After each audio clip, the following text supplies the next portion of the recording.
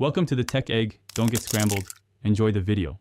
You begin by ensuring vent is unlocked and your stamina and cooldown are sufficient. This matters because vent consumes both. Once equipped, press the bound key to initialize the drift. Hold briefly to charge, then release to launch. Make sure to face your intended exit vector.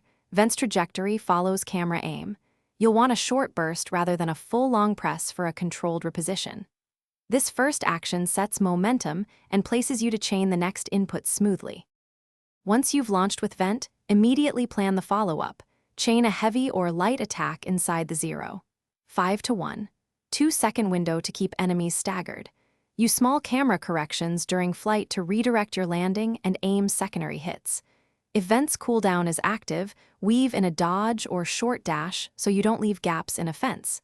Keep awareness of stamina and enemy counters. This middle phase is where precision timing, and finish the sequence by choosing either an area burst to maximize damage or a clean escape if you're low on health. Your decision depends on spacing and enemy states. If vent doesn't activate, first confirm no keybind conflicts and that stamina and cooldown meters are adequate, then retry. If you clip into terrain, quickly reset the camera and use a manual dash to free yourself. That prevents getting stuck and preserves momentum for another vent attempt. Thanks for watching. Consider subscribing if I helped unscramble your problems.